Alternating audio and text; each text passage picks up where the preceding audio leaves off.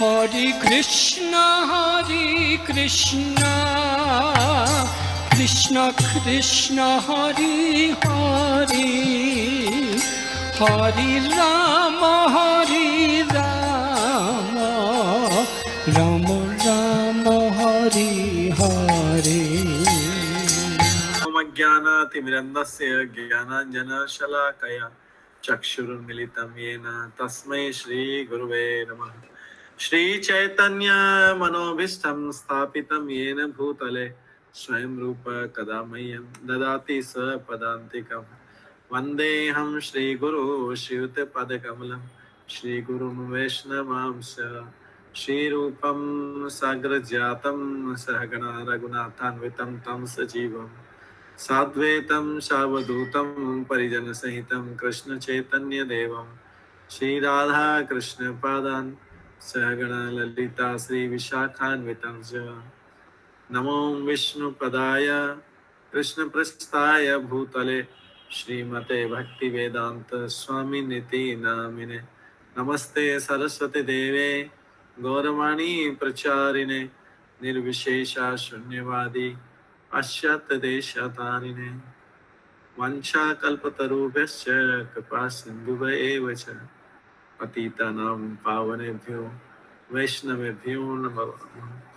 जय श्री कृष्ण चैतन्य प्रभु नित्यानंद श्री अद्वैत गदाधर शिवासादि श्री गौर भक्त वृंद। हरे कृष्णा कृष्ण कृष्ण हरे हरे, हरे राम राम राम हरे हरे। ओम नमो भगवते वासुदेवाय। ओम नमो भगवते वासुदेवाय।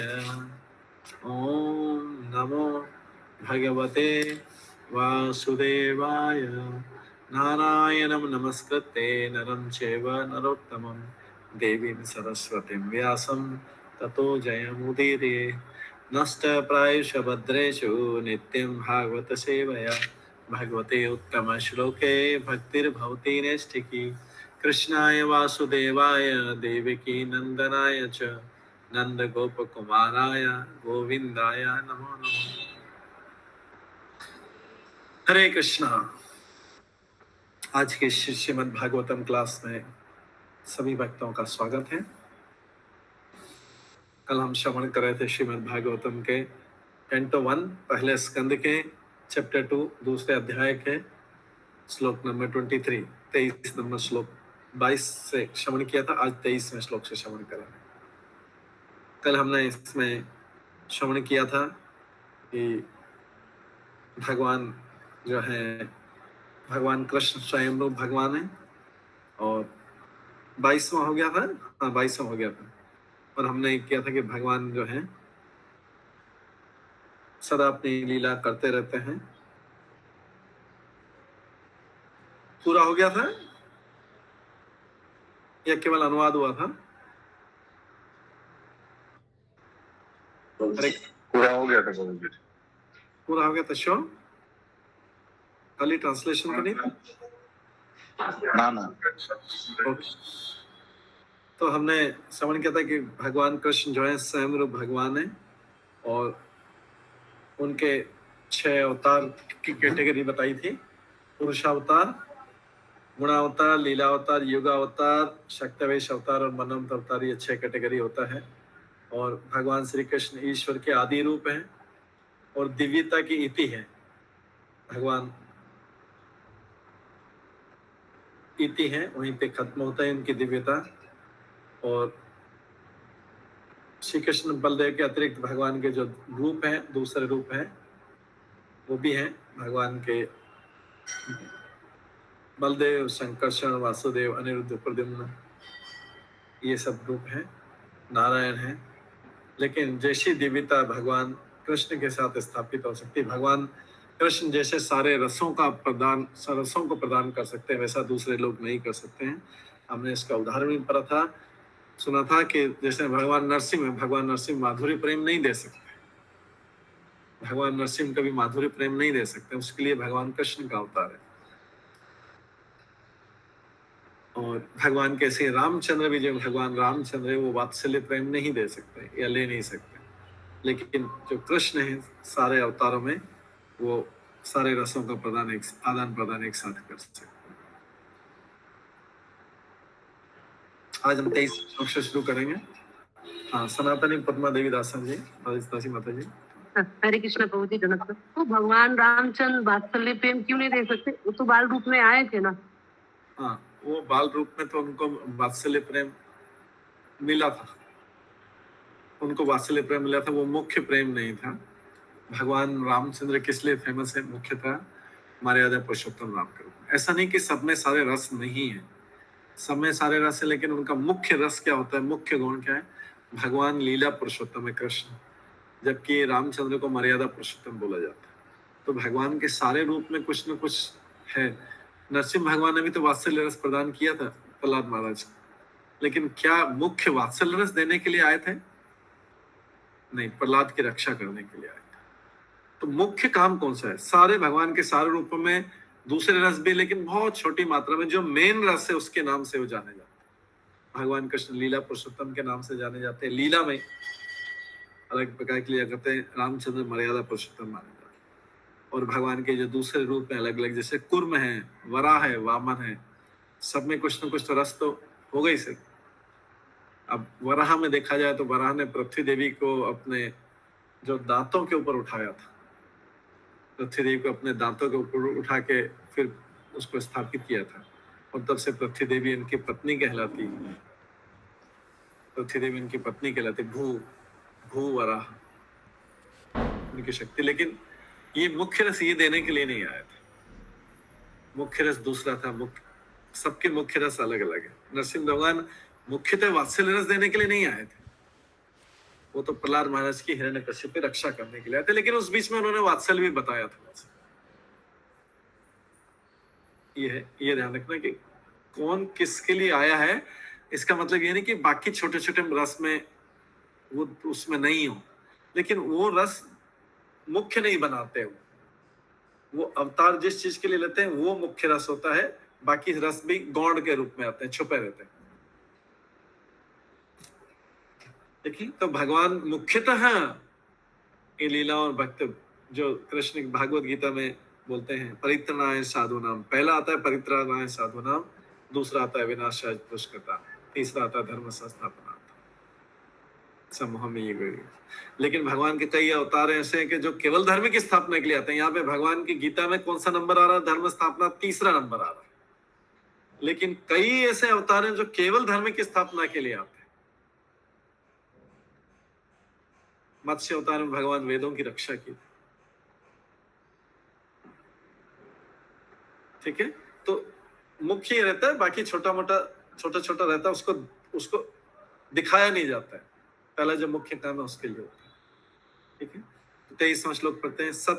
सत्वम रजस्तम इति प्रकृते गुणास्ते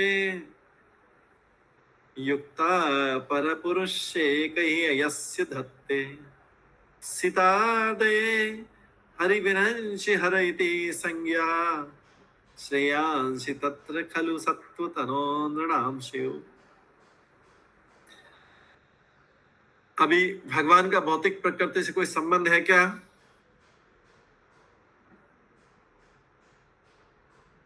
भगवान का भौतिक प्रकृति से कोई संबंध है क्या? डायरेक्टली नहीं है प्रभु जी, डायरेक्टली नहीं, लेकिन भगवान ऐसा नहीं कि भौतिक प्रकृति छोड़ दिया, भाई तुम संभालो, मैं तो चला, मेरा अभी कोई संबंध नहीं, मैंने प्रकृति बनाई, तुम चलाओ। लेकिन भगवान उसको चलाने की जिम्मेदारी रखते हैं, लेकिन इनडायरेक्टली, ऐसे हाथ झटकार के अलग नहीं करते, मैंने तुमको बना दिया तुम अपने आप करो, वैसा नहीं करते हैं।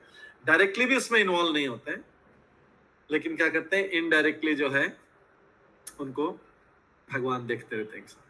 जैसे माता पिता होते हैं, बच्चा बड़ा हो जाता है, कमाने लग जाता है, विवाह भी हो जाता है, फिर भी ज्वाइंट फैमिली में अगर साथ में रह रहा, तो माता पिता उसके कामों में रोज डेली के कामों में हस्तक्षेप नहीं करते हैं। पार्टी जाना है, ये जाना है, वो जाना है उसको, लेकिन बिजनेस ठीक से ढंग से नहीं चला रहा है, ये कर रहा है, वो कर रहा है, तो फिर ऊपर से वो करेंगे। तो इनडायरेक्टली फिर उससे पहले जब तक वो स्वतंत्र या विवाह नहीं हुआ था, तो उसको डायरेक्टली रोज के रोज इंस्ट्रक्शन, ऐसा नहीं करना, इधर नहीं जाना, उधर नहीं जाना, अभी क्या है, उसको बड़ा हो गया ये करा तो उसको इनडायरेक्टली देख रहे हैं, ऊपर सुपर से देख रहे हैं। ऐसे ही भगवान भौतिक प्रकृति को बनाने के बाद में उन्हीं की दृष्टि से रचना होती है। भौतिक प्रकृति की रचना करने के बाद में उससे अपने आप को अलग कर लेते हैं, लेकिन दूर से संभालते रहते हैं। अब दूर से संभालने के लिए तो ज्यादा देर दूर से, जैसे कोई सोचे कि मेरी फैक्ट्री है हैदराबाद में और मैं कलकत्ता से फैक्ट्री को मैनेज करूंगा, तो संभव नहीं होगा। वहाँ पे हैदराबाद में भी कोई व्यक्ति रखना पड़ेगा, या फैक्ट्री अहमदाबाद में इधर है उधर है तो उसको वहाँ पे भी कोई रखना पड़ेगा। तो भगवान क्या करते हैं, सृष्टि को चलाने के लिए अपने आप को 3 रूपों में विस्तार करते हैं। भगवान अपने आप को, डायरेक्टली कृष्ण इन्वॉल्व नहीं होते, लेकिन चलाने के लिए फैक्ट्री में कोई तो होना चाहिए, जनरल मैनेजर होना चाहिए, सारा होना चाहिए। तो भगवान क्या करते हैं, प्रकृति को, भौतिक प्रकृति को संभालने के लिए स्वयं तो नहीं आते, स्वयं दूर से देखते हैं, लेकिन अपने को 3 गुणों में विस्तार कर देते हैं। 3 गुणों में, 3 अवतारों के रूप में विस्तार करते हैं। 3 अवतारों के रूप में विस्तार करते हैं। तो ये इसमें अनुवाद में बताया, दिव्य भगवान प्रकृति के 3 गुणों, सतोगुण, रजोगुण तथा तमोगुण से अप्रत्यक्ष रूप से संबंधित, इनडायरेक्टली दूर से देखते हैं। और वे भौतिक जगत की उत्पत्ति, पालन तथा संहार के लिए ब्रह्मा, विष्णु तथा शिव इन 3 गुणात्मक रूपों को ग्रहण करते हैं। इन तीनों रूपों में से वे सत्व गुण वाले विष्णु से सारे मनुष्य परम लाभ प्राप्त कर सकते हैं। तो भगवान क्या करते हैं, भगवान तमोगुण में नहीं आ जाते हैं, भगवान रजोगुण में नहीं आते हैं, न शिव जी आते हैं तमोगुण में, न ब्रह्मा जी रजोगुण में आते हैं। इन गुणों का उपयोग करके वो सृष्टि को चलाते हैं। अपने ही बनाए गए, क्योंकि सृष्टि में 3 गुण है, उन्होंने ही सृष्टि बनाई, इन 3 गुणों से सबको बांध दिया है। अब क्या करते हैं, स्वयं तो बनते नहीं, लेकिन अपने 3 अवतार लेते हैं। उनसे बोलते हैं कि एक से बोला आप, भगवान बोले मैं स्वयं पालन का सत्वगुण, मेरा एक अंश जो है विष्णु, वो सत्वगुण में पालन करेगा। मेरा एक अंश ब्रह्मा के रूप में रजोगुण में सृष्टि बनाएगा। मेरा एक अंश शिव जी के रूप में तमोगुण में संहार करेगा। इनको मैनेज करना है, एक गुणों को आप 3 मैनेजर हो गए। आप ये गुण के लोगों को मैनेज करना है, ये गुण की वस्तु को आपको संहार का काम आपको करना है, आपको बनाने का काम करना है। और मेरा भी एक अंश, मैं डायरेक्टली नहीं, लेकिन मेरा अंश जो है, मेरा स्वांश जो है, वो विष्णु के रूप में पालन करेगा। विष्णु पालन का भार क्यों लेते हैं, दूसरों को बनाने का और संहार करने के क्यों रहते हैं? डिफिकल्ट होता है प्रभु जी। पालन करना डिफिकल्ट है। कोई अच्छा प्रैक्टिकल एग्जांपल बताएंगे, कोई एकदम अच्छा? जैसे प्रभु जी भक्ति में आना इजी है, भक्ति से चले जाना इजी है, लेकिन भक्ति में मेंटेन रहना बहुत डिफिकल्ट है। वेरी गुड, बहुत अच्छा एग्जांपल है ये। आध्यात्मिक एग्जांपल हो गया। एक थोड़ा भौतिक एग्जांपल भी बताने, सबको भौतिक चीजें जल्दी समझ में आती है। मैरिज करना इजी है, मैरिज में डिवोर्स करना इजी है, लेकिन मैरिज को चलाना जो है डिफिकल्ट है, पालन करना डिफिकल्ट है। तो ये एक स्पिरिचुअल एग्जांपल, एक मटेरियल एग्जांपल, ये जो है पालन करने का। इसलिए पालन करना सबसे डिफिकल्ट है। तो भगवान विष्णु बोलते हैं कि नहीं, आप शिव जी से बोलेंगे अरे आप पालन करेंगे, आपको गुस्सा आ जाएगा, तो कभी खुश हो जाएंगे, पूरी सृष्टि दे देंगे किसी को, कभी नाराज हो जाएंगे, कुछ और कर देंगे। ब्रह्मा जी से बोलेंगे आपको खाली क्रिएशन का आता है, आपको ज्यादा उसका, तो वो बोलते हैं नहीं, पालन का काम मैं करूंगा। जीवों के, मैं उनके हृदय में बैठ जाऊंगा, जीवों के पालन के लिए मैं हृदय में बैठ जाऊंगा, और वो देखूंगा कि उनकी क्या क्या इच्छा है, क्या क्या इच्छा है, उस इच्छाओं से मैं उनको आगे बढ़ाऊंगा, पुश करूंगा। ठीक है, सैंक्शन स्वीकृति दे दी, इच्छाओं से स्वीकृति दे दी। ठीक है, आप जो जिसको करना है, क्योंकि मैं इच्छाओं को पूर्ति करने के लिए भेजा गया, तो इसलिए पालन का जिम्मेदारी बहुत इंपॉर्टेंट रिस्पॉन्सिबिलिटी है। सबसे इंपॉर्टेंट रिस्पॉन्सिबिलिटी है सृष्टि का पालन करना, लोगों का पालन करना, 84 लाख जीवों के जीवों को पालन करना, भगवान और सारी चीजों में शक्ति, अपनी शक्ति को प्रवाहित करना, सारे कण कण में अपनी शक्ति को प्रभावित करना, ये सबसे डिफिकल्ट काम है। ब्रह्मा जी, शिव जी नहीं कर सकते, हालांकि वो भगवान के, लेकिन उसमें सीमित गुणों के साथ उनको भेजा गया है। लेकिन विष्णु के पास असीमित गुण है, असीमित गुण है विष्णु। शिव जी मुक्ति दे सकते हैं क्या? शिव जी किसी को मुक्ति नहीं दे सकते। ब्रह्मा जी किसी को मुक्ति दे सकते हैं क्या? नहीं दे सकते। लेकिन विष्णु को मुकुंद भी बोला जाता है। मुकुंद का अर्थ है मुक्ति प्रदान करने वाला। तो कई चीजें हैं जो केवल विष्णु ही कर सकते हैं। असीमित शक्ति, अनलिमिटेड पावर है, अनलिमिटेड पावर। बाकी दोनों को लिमिटेड पावर है। बाकी दोनों किस जो वरदान देंगे वो क्या होंगे? अस्थाई होंगे और सीमित शक्ति वाले होंगे जो वरदान भी देंगे। ठीक है, आपको भी पावर दिया, आपको भी पावर दिया।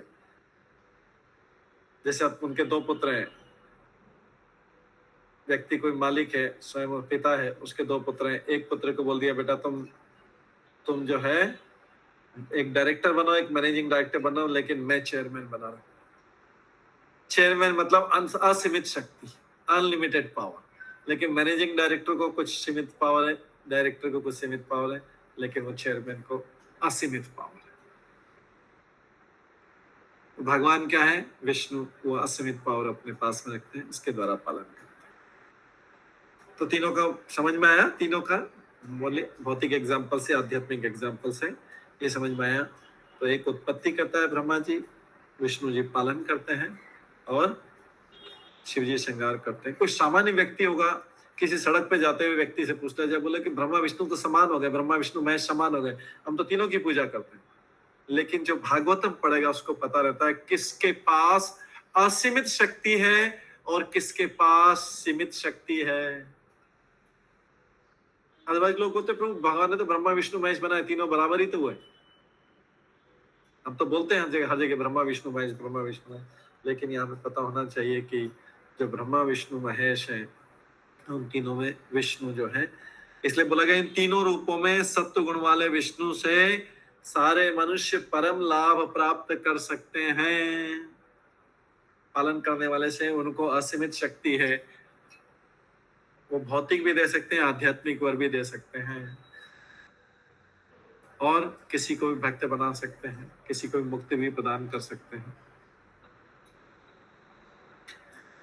इसलिए अभी तात्पर्य में जाते हैं। तो पहला पॉइंट ये कवर हो गया ट्रांसलेशन से, अनुवाद से पहला पॉइंट कवर हुआ कि ये तीनों गुणात्मा के भगवान के गुणारूप में ये इन गुणों का पालन करते हैं। शिव जी स्वयं तो परम वैष्णव है तो परम वैष्णव है, लेकिन क्या करते हैं, किन गुणों के लोगों को मैनेज करते हैं, उनको करते हैं, भक्ति में लाते हैं, या जो भी करते हैं आशीर्वाद देते हैं। किन गुणों के लोगों को, तम गुण के लोगों को हैंडल करते हैं।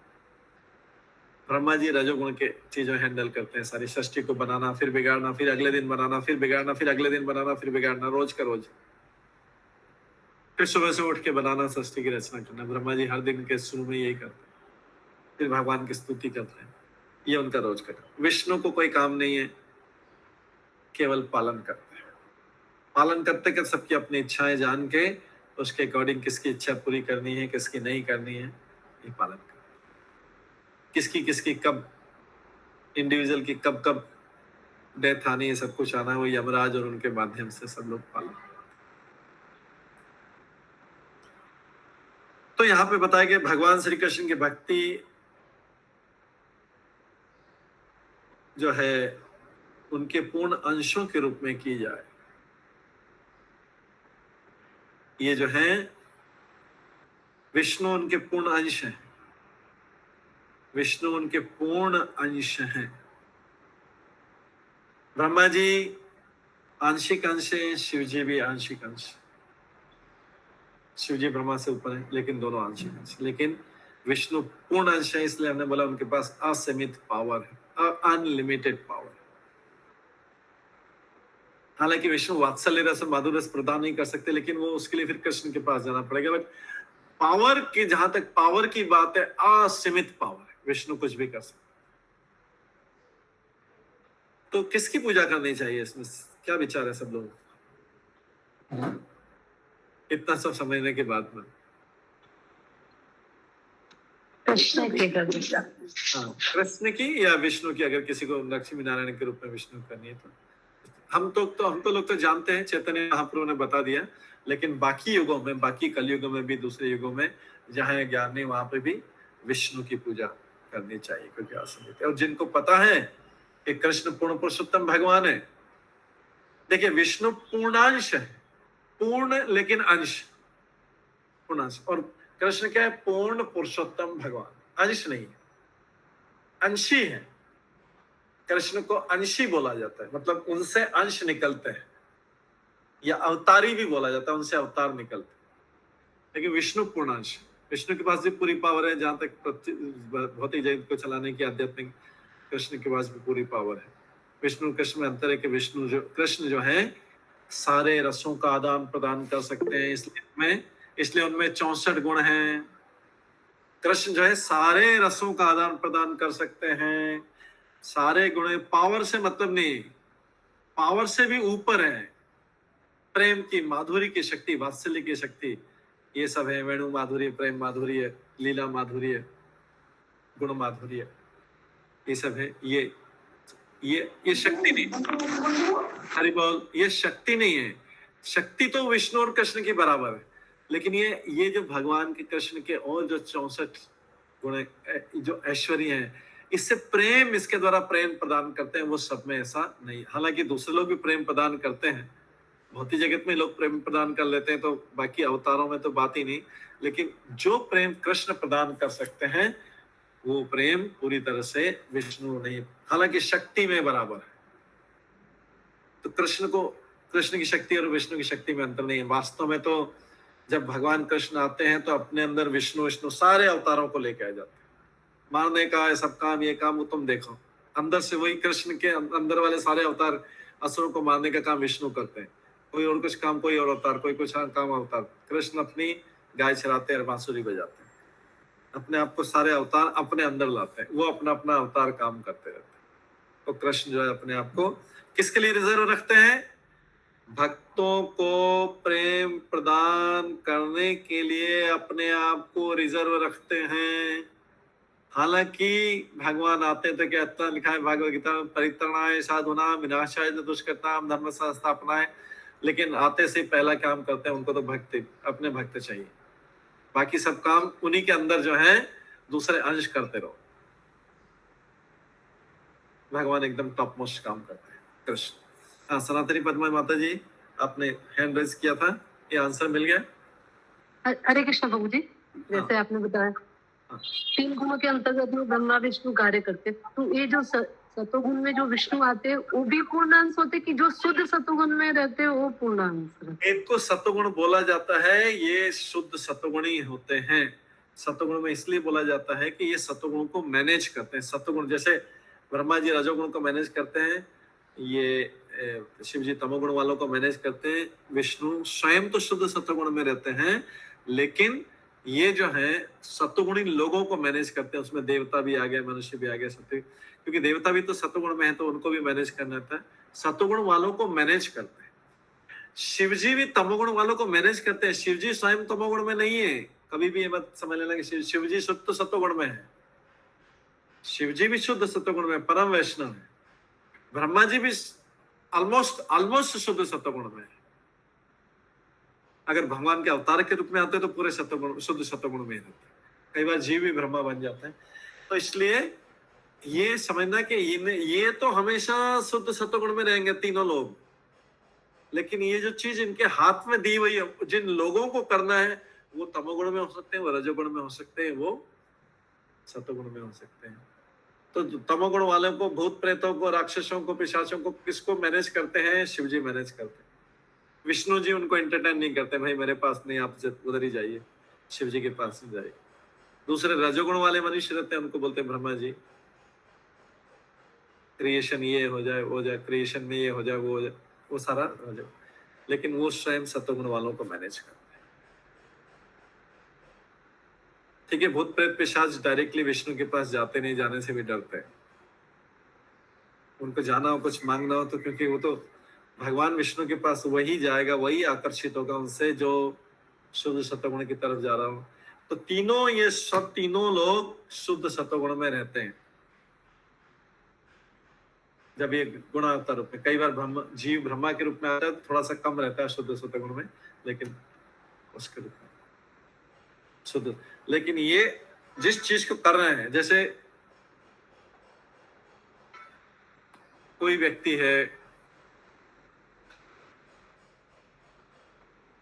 इस संसार में कोई व्यक्ति है जो स्वयं तो बहुत अच्छा है, जैसे समझ ले प्राइम मिनिस्टर ले लीजिए, मान लीजिए कोई भी प्राइम मिनिस्टर स्वयं बहुत अच्छे गुणों में रहेगा, ठीक है, स्वयं अच्छा, लेकिन उसने शराब की दुकानों के भी लाइसेंस दे रखे हैं ना गवर्नमेंट ने, कसाई घर के भी लाइसेंस, स्लॉटर हाउस के भी, ऑटोमेटिक स्लॉटर हाउस के भी लाइसेंस दे रखे हैं। तो वो स्वयं इन्वॉल्व, वो क्या करता है, स्लॉटर हाउस कसाई घर के लाइसेंस को दूसरे मिनिस्टर से तुम मैनेज करो, ये सब लाइसेंस ऐसा, दूसरे से बोलता है कि तुम शराब वाला ये सब मैनेज करो। हालांकि वो स्वयं सतगुण में हो सकता है प्राइम मिनिस्टर, लेकिन जो है, और वो सतगुण वालों से ही बात करेगा, बड़ी बड़ी मीटिंग करेगा, ये करेगा सतगुण से। वो शराबियों से, जो शराब का लाइसेंस वाले हैं या स्लॉटर हाउस के लाइसेंस, उन लोगों से डायरेक्टली नहीं मिलेगा, उनसे किससे करेगा, तुम लोग करो समझ। हालांकि उसके अंडर में ये सारा, उसी प्रकार से विष्णु के अंडर में होते हुए भी हो सकता है जो मिनिस्टर शराब के लाइसेंस मैनेज करा वो भी कभी शराब नहीं पीता, हो सकता है जो स्लॉटर हाउस कसाई खाने का लाइसेंस देता हो, क्योंकि गवर्नमेंट की पॉलिसी है, कंट्री की वो लाइसेंस देता, वो कभी नॉनवेज नहीं खाता, ऐसा भी संभव, लेकिन फिर भी वो मैनेज करते। तो इसका मतलब ये नहीं कि शराब के लाइसेंस वाला शराब मिनिस्टर को, जिसका इंचार्ज वो है, उसको शराब पीना जरूरी है, या जो स्लॉटर हाउस कसाई खाने बना रहा है उसको मर्डर होना या नॉनवेज होना जरूरी। उनके नीचे वाले लोग, वो सब ऑफिसर है, वो करते रहते हैं, लेकिन वो उसके इंचार्ज। ऐसे ही ब्रह्मा विष्णु महेश जो है, तीनों इन चीजों के इंचार्ज स्वयं उन गुणों में नहीं आते हैं, नीचे वाले गुणों में, स्वयं तो ऊपर के गुणों में रहते हैं, लेकिन उनके नीचे वाले भाई, ये भी इस संसार में तो इन सारी चीजों की जरूरत है, तमोगुण वालों की भी जरूरत है, भूत प्रेत पिशाच की भी जरूरत है, उनकी भी सृष्टि होती है, रजोगुण में असुर मनुष्य, इनकी भी सृष्टि होती है, और सतोगुण में देवताओं की सृष्टि होती है, इसलिए वो इस गुण में रहते। अब जो है भगवान, अभी हमने बताया भगवान कृष्ण का पूर्णांश कौन है, विष्णु। तो विष्णु में विष्णु तत्व रहता है। नरसिंह में कौन सा तत्व है, भगवान नरसिंह में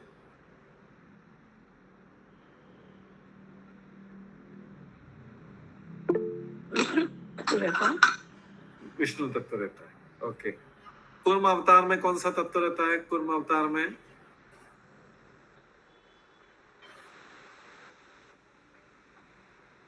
कूर्म अवतार में कौन सा विष्णु तत्व ही रहता है। विष्णु तत्व ही रहता है।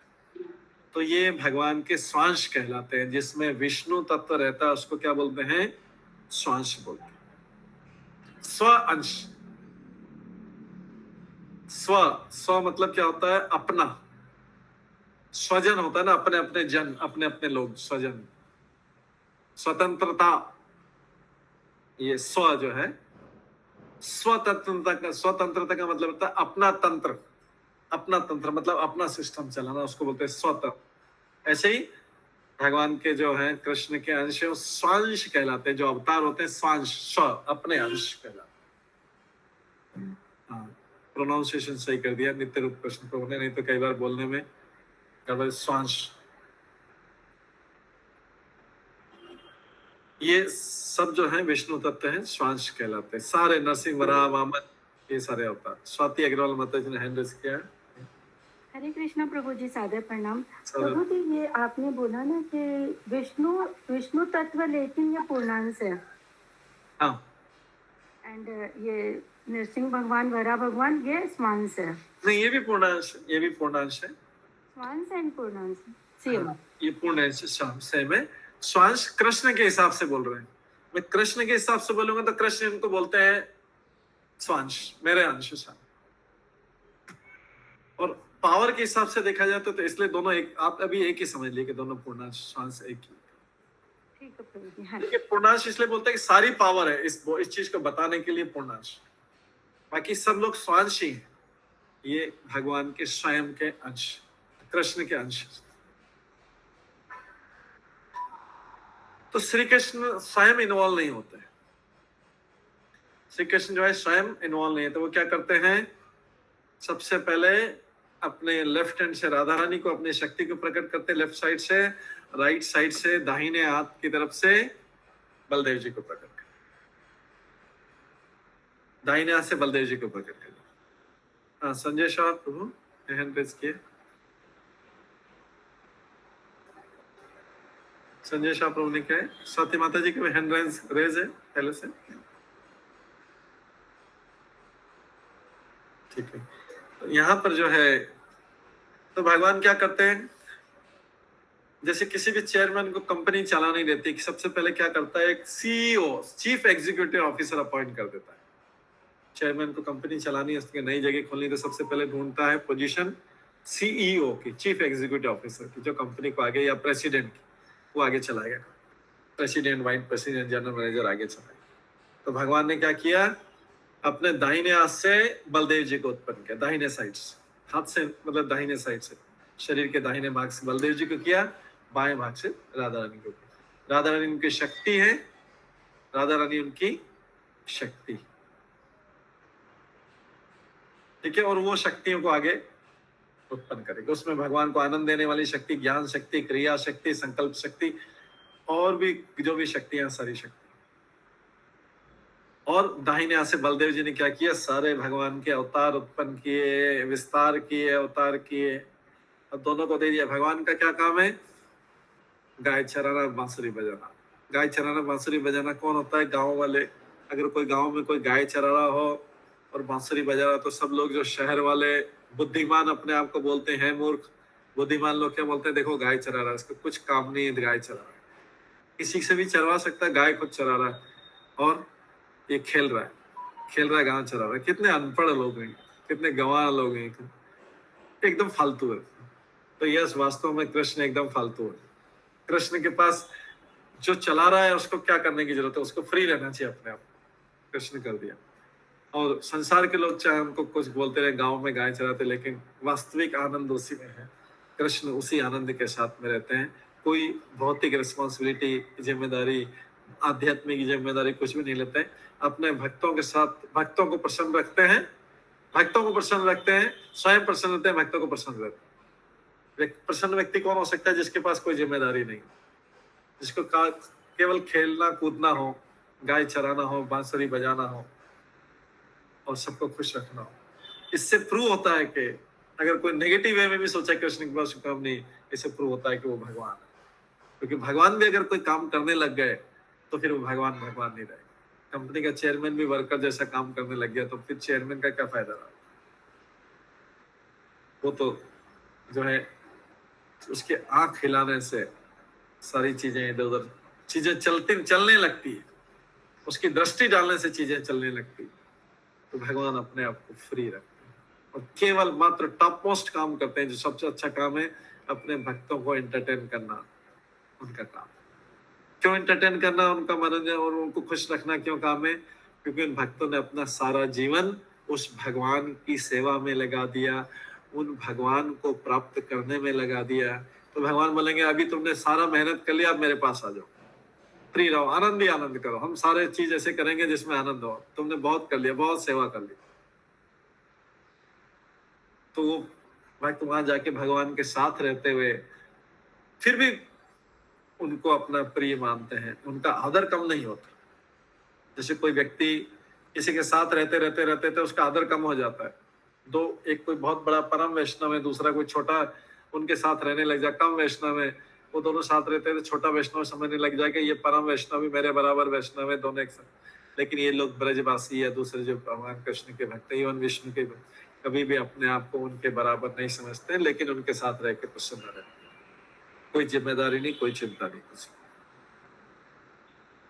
श्याम सुंदर दास प्रभु का प्रश्न बताइए। प्रभु जी धन्यवाद प्रणाम।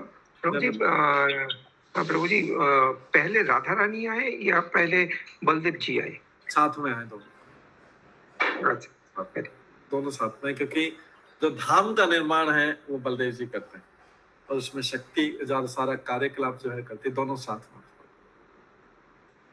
भगवान की संधिनी शक्ति बलराम जी हैं, चित्त शक्ति जो है संवित शक्ति वो स्वयं वासुदेव हैं, उन्हीं का रूप है, और अलादीनी शक्ति राधा रानी, ये तीनों साथ में। भगवान इन तीनों को मिलके ही बने सच्चिदानंद। भगवान का पूरा है रूप, पूरा रूप क्या है? सच्चिदानंद, सच्चित आनंद। सत कौन सा है? बलदेव जी है। चित मतलब वो वासुदेवन का रूप, और आनंद अलादि निशा, सच्चिदानंद रूप शुरू से। तो सबसे पहले किसको आए? ये रचना ध्यान रख लेना, आप चार्ट में लिख भी सकते हैं, कहीं पे लिख सकते हैं। तो कृष्ण से सबसे पहले कौन आए? अभी हम इधर की बात करें, जो अवतारों की बात करें। राधा रानी तो उधर शक्ति की हो गई, उनका अभी राधा रानी का वर्णन अलग करेंगे। पहले इधर बलदेव जी का करते हैं। बलदेव जी आए सबसे पहले अंश विस्तार। बलदेव के बाद चार, एक पहला प्रथम चतुर्व्यूह बोलते हैं वो उत्पन्न हुआ। बलदेव के बाद बलदेव से प्रथम चतुर्व्यूह उत्पन्न हुआ। चतुर्व्यूह, उसमें वासुदेव, संकर्षण, प्रद्युम्न और अनिरुद्ध, इसको बोलते हैं प्रथम चतुर्व्यूह। पहली बात जो बलदेव जी से निकला।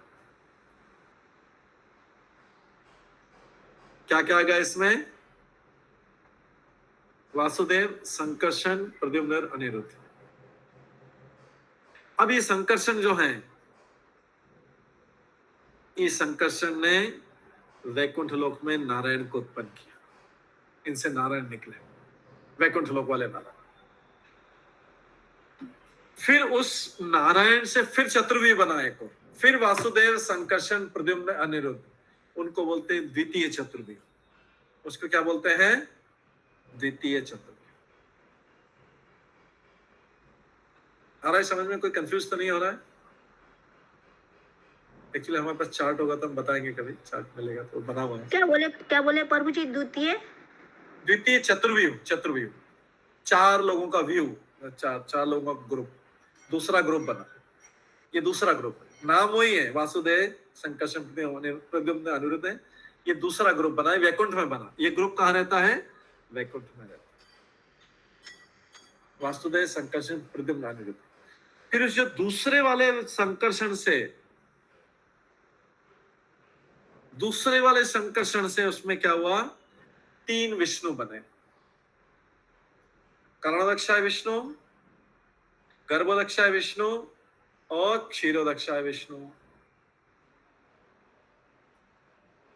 ये सब चार्ट में है, आपको अभी ध्यान से सुन लीजिए, और लिखना हो तो लिख भी सकते हैं, लेकिन बाद में फिर क्लास के एंड में आप क्लैरिफाई भी कर सकते हैं। तो दो चतुर्व्यूह बने, नाम एक जैसे हैं, नाम एक जैसे। तो नीति राधिका माता जी। हरे कृष्ण प्रभु जी, बैकुंठ लोक वाले नारायण को क्या बोल के पुकारेंगे? वो कौन है? उनको नारायण बोलेंगे, उन्हीं को विष्णु भी बोल सकते हैं, नारायण भी बोल सकते हैं, वैकुंठ लोक। ओके, ठीक है।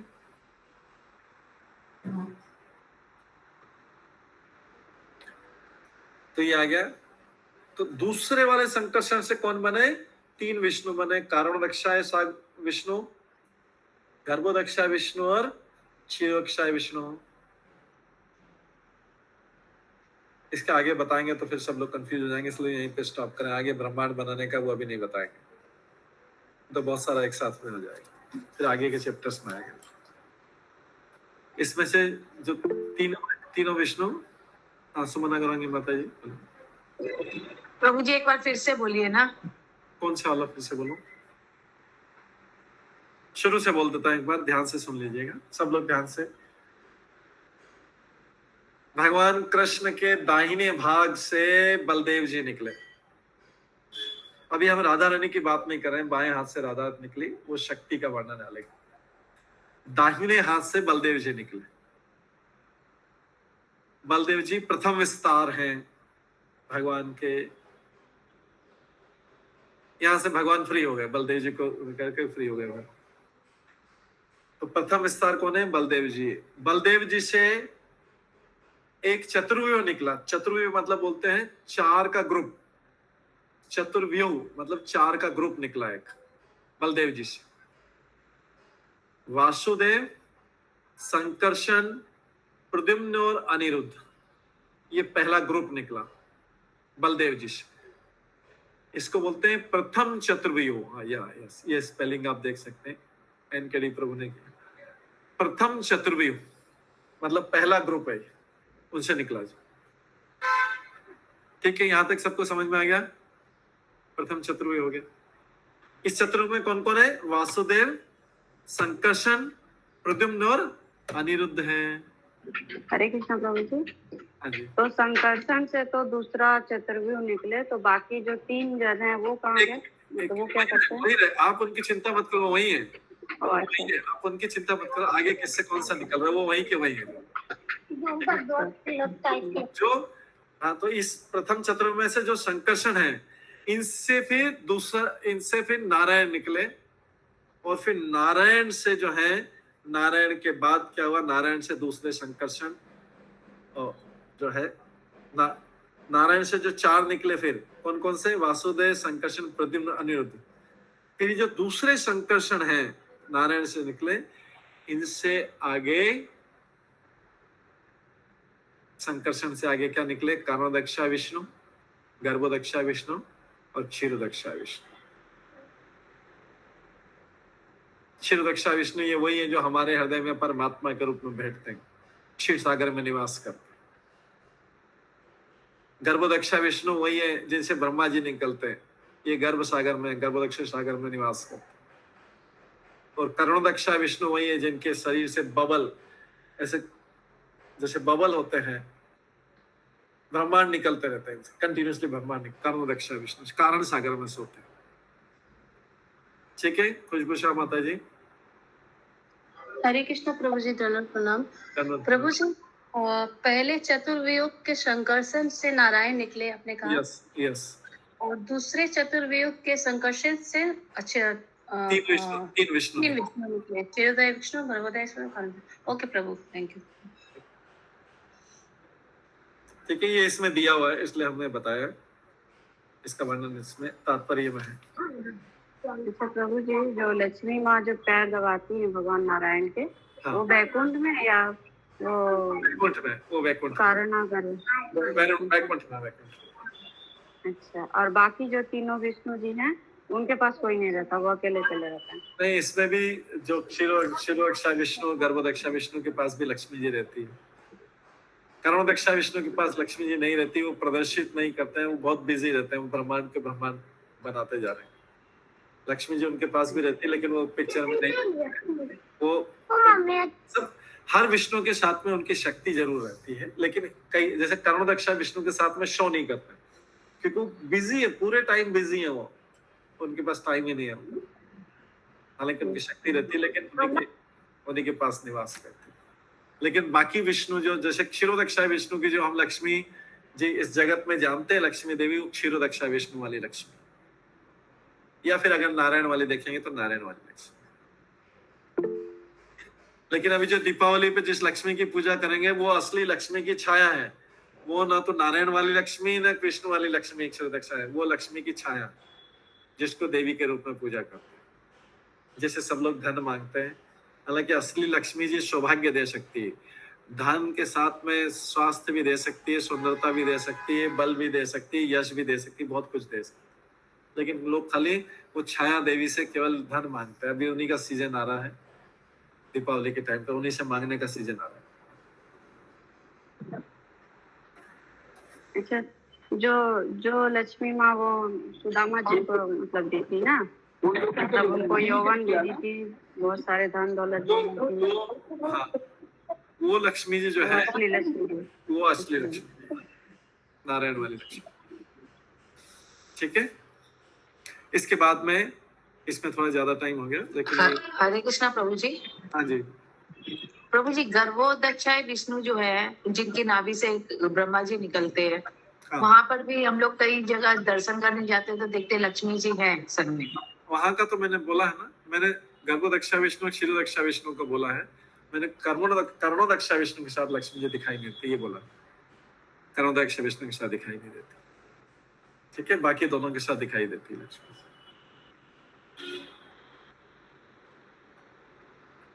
तो ब्रह्मा इस रजोगुण के विग्रह हैं, शिवजी तमोगुण के विग्रह, तीनों भौतिक जगत के 3 गुणों के विभाधक। देखिए, इनके हेड ऑफ द डिपार्टमेंट है ब्रह्मा विष्णु में। ये स्वयं नहीं है रजोगुण तमोगुण सतोगुण में, ये स्वयं तो शुद्ध सतोगुण में ही ऑलमोस्ट, अभी समझ लीजिए।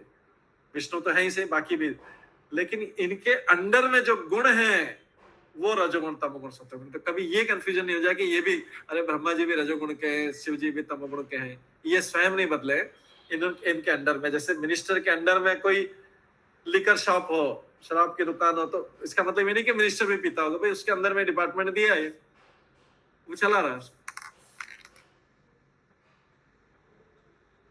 तो विष्णु सत्वगुण से सृष्टि का प्राकट्य संभव होता है, और जब इसे विनष्ट करने तो शिव जी अपने तांडव नृत्य से इसे नष्ट कर देते हैं।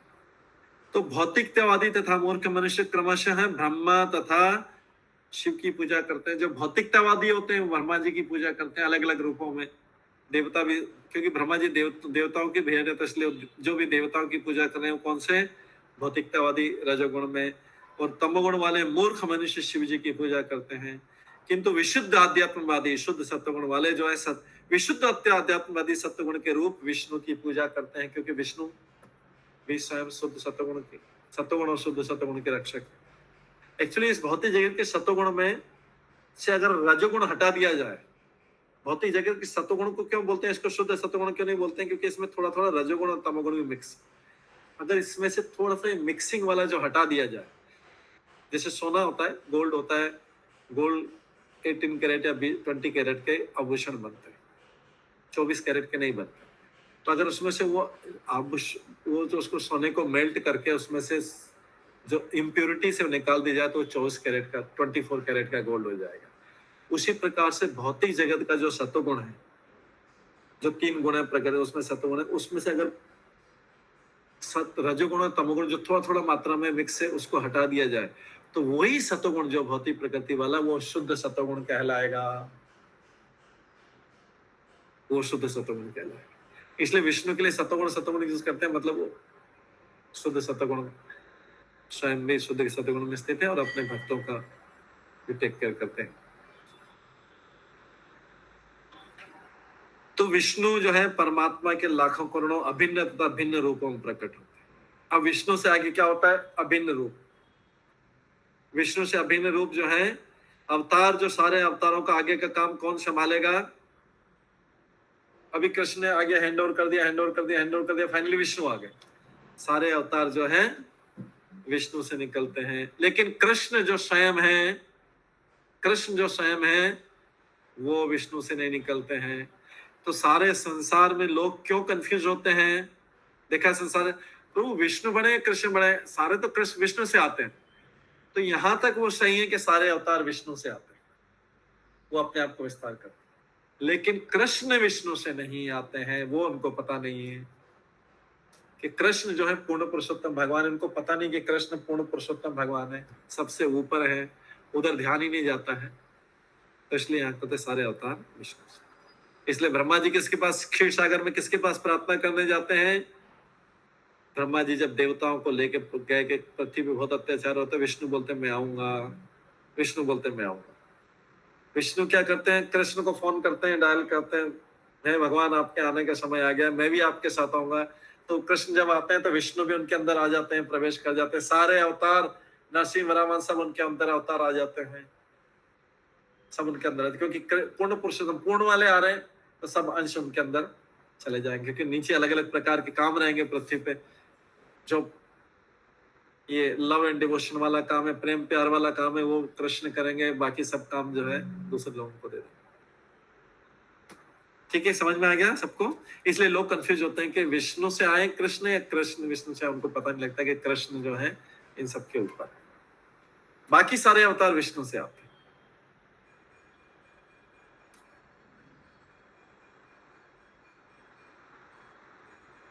तो इसलिए विष्णु परमात्मा के लाखों करोड़ों अभिन्न तथा भिन्न रूपों में प्रकट होते हैं। यहां पे इस लाइन को अंडरलाइन कर लीजिए।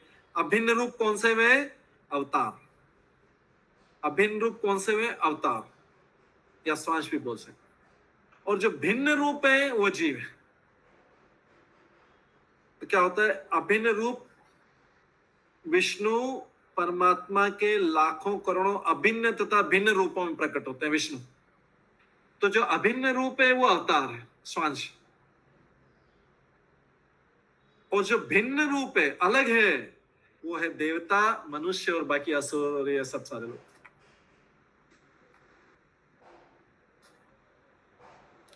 अभिन्न रूप ईश्वर कहलाते हैं और भिन्न रूप जीव कहलाते हैं। जीव और ईश्वर दोनों अपने मूल आध्यात्मिक रूप में कहां से निकले? जीव भी कहां से निकले? विष्णु से निकले हैं। ईश्वर कहां से निकले? जो अवतार कहां से निकले? विष्णु से निकले। लेकिन जीव क्या है? मूल रूप से आध्यात्मिक आत्मा है। जीव मतलब जीव आत्मा है। ये आत्मा निकली, लेकिन जब चिंगारी निकलती है आग से, अगर चिंगारी बहुत छोटी रहती है तो आगे जाके बुझ जाएगी।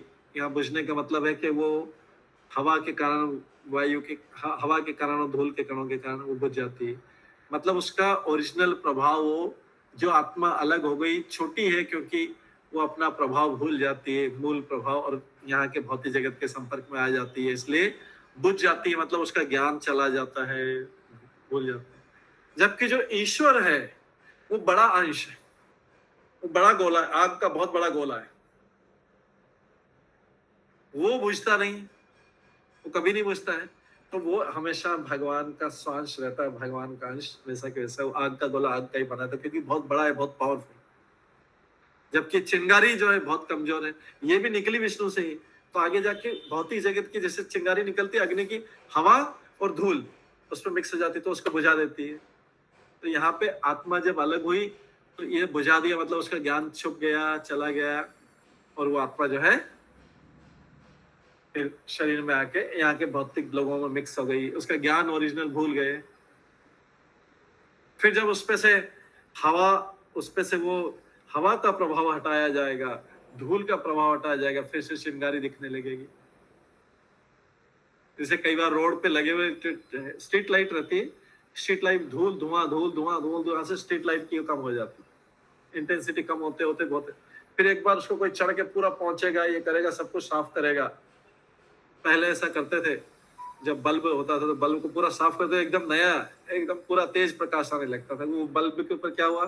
धुआं धूल कई सालों से लगे, ऐसे रोड पे जो लगे थे सब में धीरे धीरे अंधेरा हो जाता। लेकिन कोई इसको वापस जाके चमका देगा तो फिर से लाइट अच्छी आने लगती है। उसी प्रकार से जीव जो है इस भौतिक जगत के अंधकार से, अज्ञान से प्रभावित हो जाता है।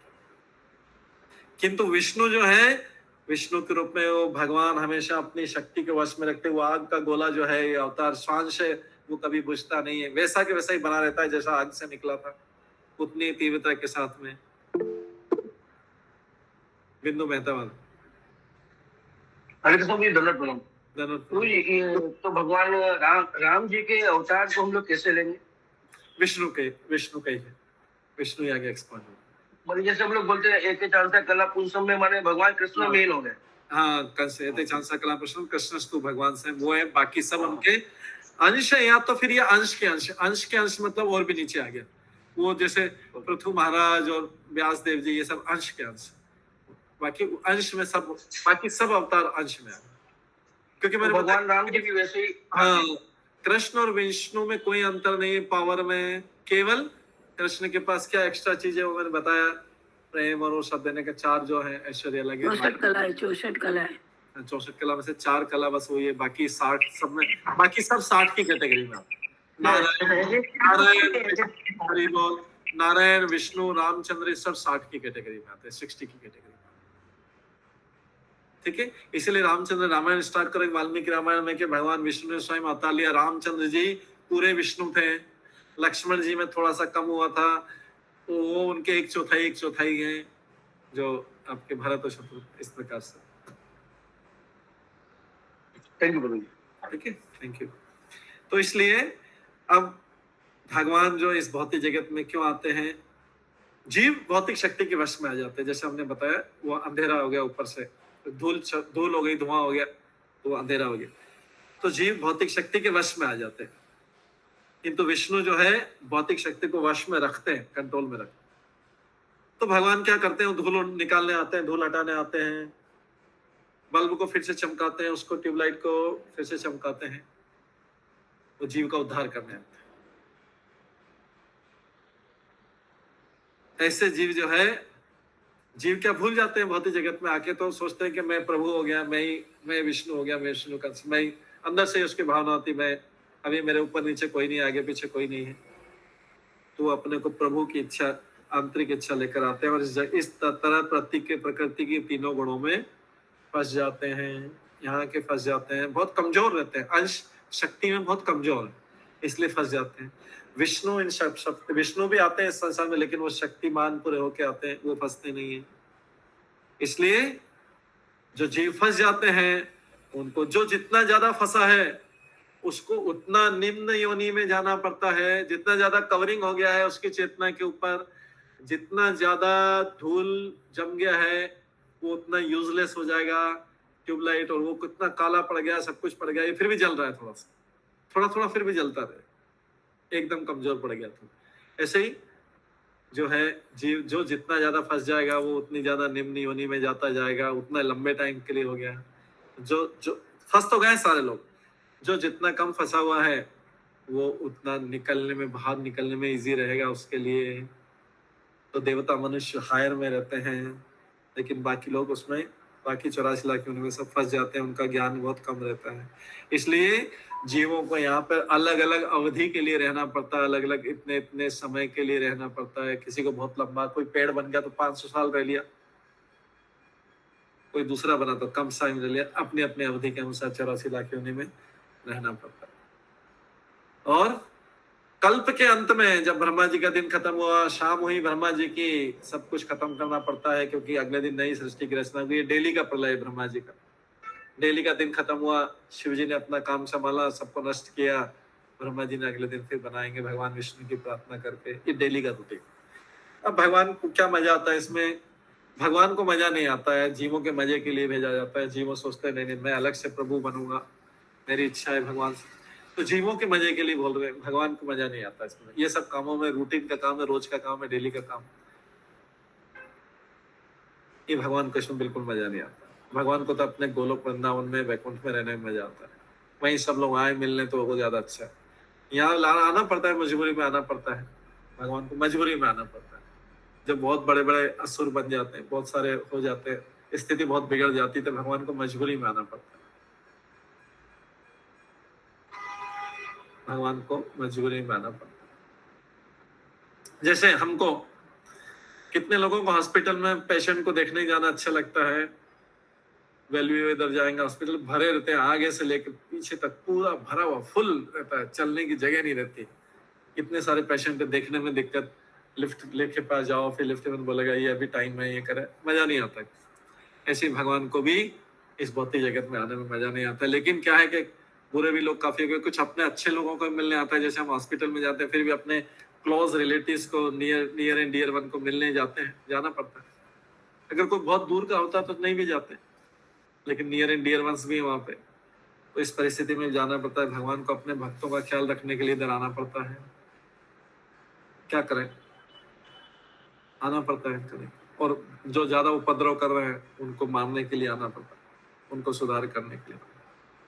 तो इस सारा बंदी गृह की जो जेल की देखभाल है भगवान के गाइडेंस में होती। तो इसलिए उसके बाहर निकलने के लिए, जेल से बाहर निकलने के लिए भगवान विष्णु को प्रसन्न करने की जरूरत है। विष्णु को प्रसन्न कर लो, विष्णु फटाफट बोलेंगे चलो इसको रिलीव करो, यहाँ से निकालो, ये उधर आना चाहता है ऊपर, बाकी लोग इधर ही रहेंगे।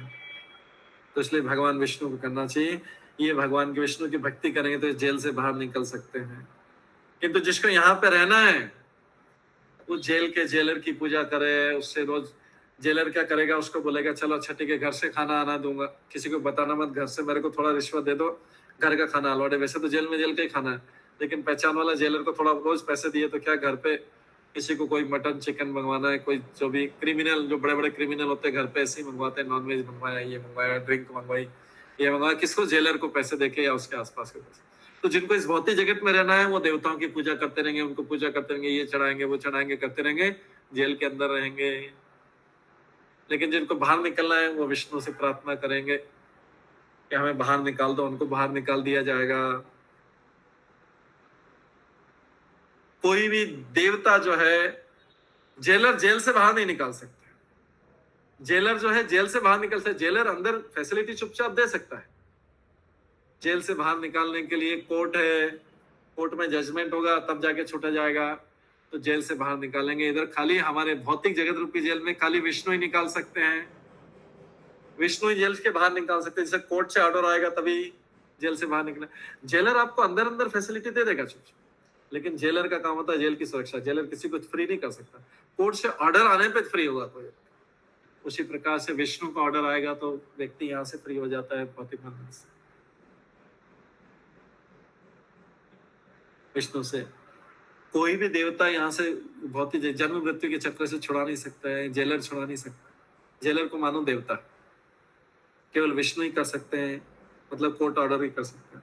अतएव चरम लाभ भगवान विष्णु से ही प्राप्त किया जा सकता है। अल्टीमेट बेनिफिट बाहर निकलने का काम तो विष्णु से ही हो सकता है। किसी को अंदर जेल में रह के अंदर फैसिलिटी चाहिए, अच्छा घी वाली रोटी चाहिए, घी वाली चपाती चाहिए और घी वाले चावल चाहिए और थोड़ी फैसिलिटी चाहिए, किसी को बाहर निकलना अच्छा। दूसरा एक व्यक्ति बोलेगा मेरे को तो यहीं पे घी वाली रोटी लाते रहो, अच्छा करते रहो, उसको पैसे देते रहूंगा, यहीं आराम से जेल में ही रहूंगा, बाहर क्या जाऊंगा। लेकिन दूसरा व्यक्ति जो बुद्धिमान व्यक्ति सोचता है नहीं नहीं ये सब खाना पीना छोड़ो, मेरे को तो पहले बाहर निकलना है, बाहर निकल के मैं अपने आप अच्छा खा लूंगा, मेरे को तो स्वतंत्रता चाहिए, बाहर निकलना पड़े। तो दोनों की प्रायोरिटी अलग अलग है। अंदर रहने वाला सोचेगा अच्छा खाना पीना मिलता नहीं, यही जीवन काट लेगा। लेकिन दूसरा व्यक्ति बोलेगा नहीं पहले बाहर निकलना है, मेरे को यहाँ रहना ही नहीं है, मैं तो बाहर निकलने के लिए प्रयत्न करूँ। वो विष्णु की पूजा करेगा। जो यहीं रह के अच्छी रोटी खाना है, अच्छा ऐसी वैसी चलना, वो देवता की पूजा करेगा। अंदर ही रहना है जिसको बाहर निकलना है, विष्णु की पूजा करेगा। इस प्रकार से ये प्रभुपाद ने एक श्लोक में इतनी सारी चीजें बता दी। एक श्लोक पूरा हो पाया हमारा, समय हो गया, क्योंकि इसमें काफी सारी चीजें। पहले इसमें 3 सतोगुण रजोगुण तमोगुण के बारे में बताया, फिर विष्णु के उसके बाद विष्णु के 3 अवतार के बारे में बताया, फिर जीव के बारे में बताया, जीव और विष्णु में अंतर बताया, फिर उसके बाद में जो है कैसे जेल से छूट सकते, कई चीजें बताई एक श्लोक। ठीक है, तो अभी समय भी हो गया, इसको यहीं पे विराम देते हैं। लेकिन बहुत अच्छा श्लोक है ये, बहुत ज्यादा ज्ञान देने वाला श्लोक है, बहुत अच्छा भी। इससे हमको भगवान का रोल क्लियरली पता लगा कि भगवान क्या कर सकते हैं और जगत क्या कर सकता है। ठीक है, सभी भक्तों का बहुत बहुत धन्यवाद। सब भक्तों के लिए एक बार हरे कृष्ण महामंत्र का जप करेंगे। हरे कृष्ण हरे राम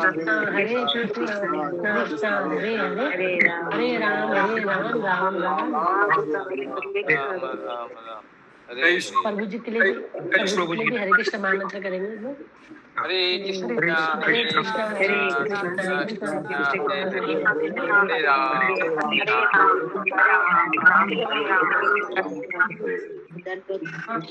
सादर प्रणाम प्रभु जी। हरे कृष्ण हरे कृष्ण प्रभु जी। हरे कृष्ण प्रभु जी।